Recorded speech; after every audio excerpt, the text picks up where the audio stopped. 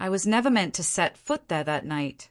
No warning calls, no plan, just a last-minute flight, a taxi ride, and the old code at the side gate. My ex-wife believed she had scrubbed me from that house, erased me from that life. But when I unlatched the storage room door, the truth hit me before sight did. Dust, mildew, and a sharp sting of neglect. And then I saw him, my son, my boy, curled on the floor, skin pale, an empty bottle rolling at his side. His lips cracked, whispering a name that wasn't mine. He had given up hope anyone would come. That's what betrayal reeks of. Not perfume, not whiskey. It smells like abandonment. While he withered in that dark box, his mother and her new family were laughing on a yacht, spilling champagne into the ocean. Right then, I made my choice. I would dismantle everything they worshipped, without lifting a fist. I had loved her once, foolishly, desperately. Gave her my loyalty, my earnings, my name. She gave me a son, and for a while, that blinded me. But her hunger was louder than her love. She wanted glitter, more power, more thrill. I was steady, she called me dull. When she found her new husband, a man who flaunted wealth and whispered promises he'd never keep, I was discarded.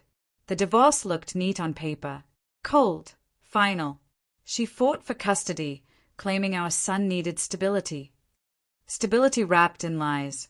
I trusted the court. That was my mistake. The signs showed in his voice on our calls, smaller, thinner, excuses for bruises, quiet pauses when I asked if he ate, weeks of silence, always some excuse from her end. I didn't buy it. I booked a flight, went straight there, and found him locked away like trash. The fury didn't explode. It froze in me, slow, heavy, sharp as ice. I carried him out, gave him water, and promised one thing: you'll never be abandoned again. And then the planning began. Not with rage, not with shouting. Revenge isn't thunder, it's the whisper before the storm. I already had threads to pull.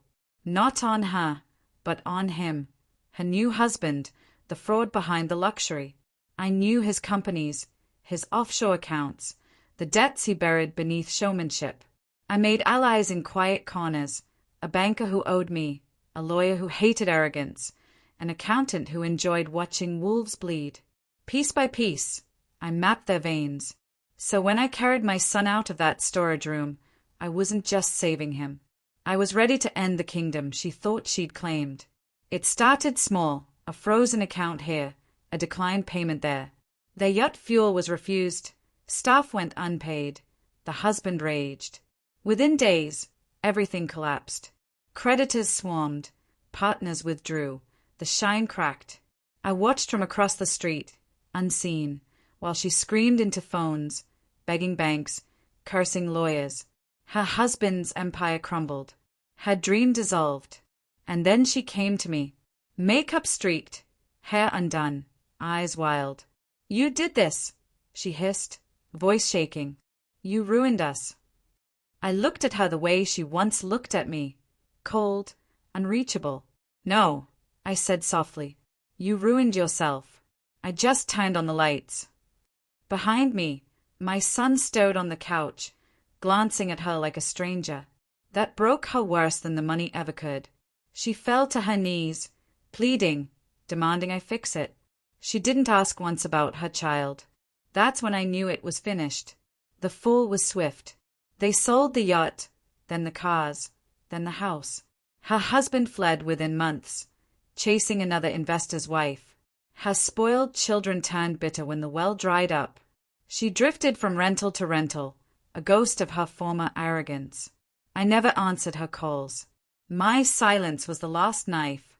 Now my son lives with me. His healing, learning what safety feels like. At night, I check in, watch him sleep without fear. That's my triumph. That's justice. Do I regret it? Never. Some ask if it was cruel to cut them off, to strangle their lives. But I only answer with this: what do you call locking a child in a storage room while you toast champagne on a yacht? I already know the answer. I already gave it.